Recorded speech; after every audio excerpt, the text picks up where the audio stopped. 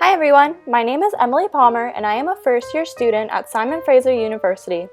In my educ240 class, I was given the task of creating a project in which I discuss a current issue in education. So without further ado, I would like to talk to you all a little bit about the grading system, a system which I personally feel does not accurately reflect a student's learning and should be reconsidered by current school systems. So the grading system is a system based entirely on points alone. Basically, students earn a letter grade based on the amount of points they earn.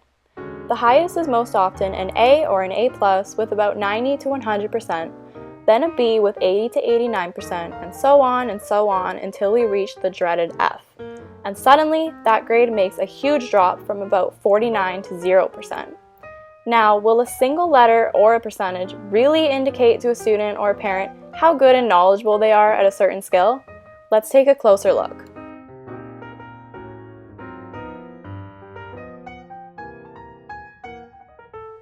Say you're a high school student looking to get into a good college or university.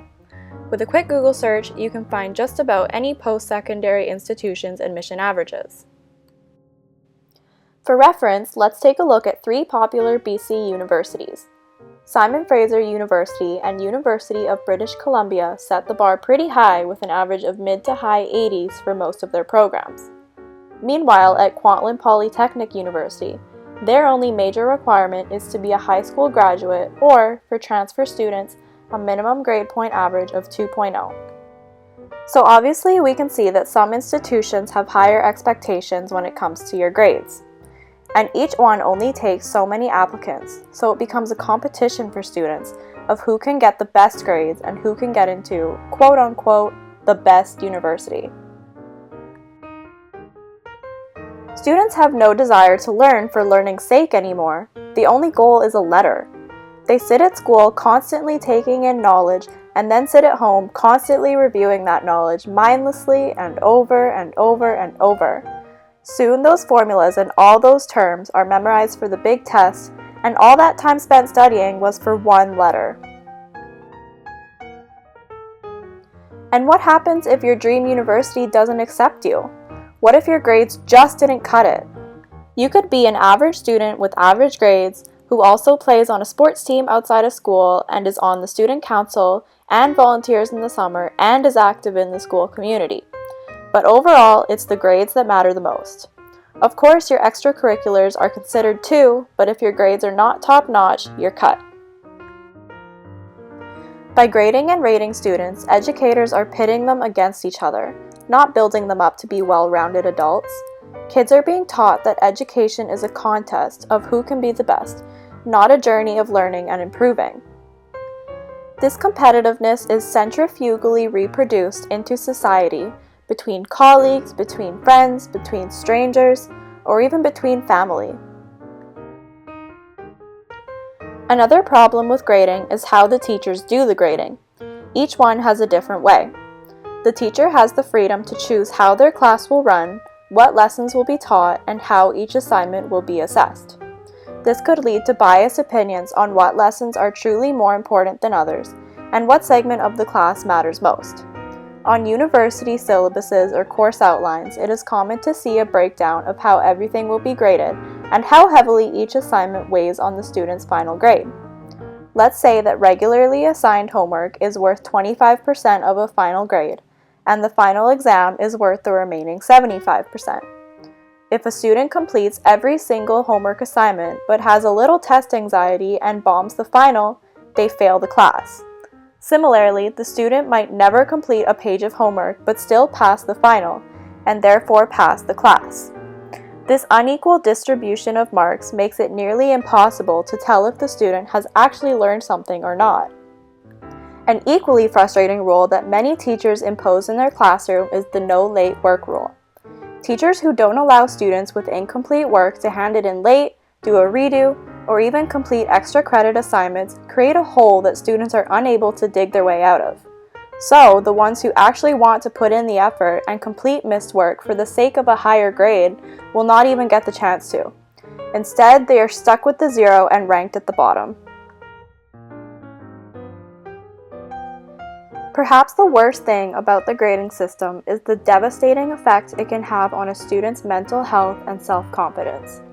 As I said before, students are ranked based on their grades. In a place that is supposed to feel safe, things can get very competitive and tense and nasty. Schools teach kids that the ones with A's and B's are good students and will go far in life, while the ones with C minuses, D's, and F's are bad students and have nothing going for them. Feelings of worthlessness and stupidity are dangerously real feelings for students with lower grades. They may even feel like their grades define them. They might take easier classes and avoid more challenging tasks because they think they are not smart enough and their grades prove that. They might refrain from taking future classes in a certain subject because they got a bad grade that one time in one class. They'll eliminate it as a future university path or career, all because of one bad grade. Students miss so many opportunities to fall in love with a subject and push themselves to learn more. It's crazy how a single letter is enough to make someone think, well, I'm terrible at this, better not continue with it. If you happen to be a young student who's struggling to keep their grades up, remember this: grades really don't matter. Yes, many employers will look at your GPA and might take great value in employees who dedicate their time and commitment to their academic success.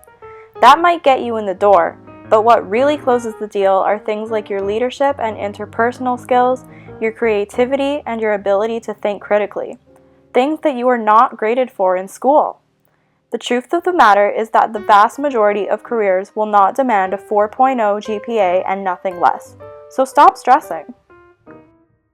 Now, here's a big question. What can educators and school districts do to fix this catastrophe that is the grading system? The short and simple answer is to just stop grading students. Let's replace letter grades with supportive comments for progression and improvement. When I was in elementary school, I loved reading the little section where my teachers would commend me for my improving reading and writing skills and encourage me to raise my hand in class more often. I would read that section before even looking at what letter grades I had received. True, honest thoughts and comments can be much more impactful for a student's learning journey than a single letter. On that note, let's also participate in more dialogue. A simple conversation between a teacher and his or her student can be so powerful. A teacher can be one of the biggest influences for a young student trying to figure their way out through life.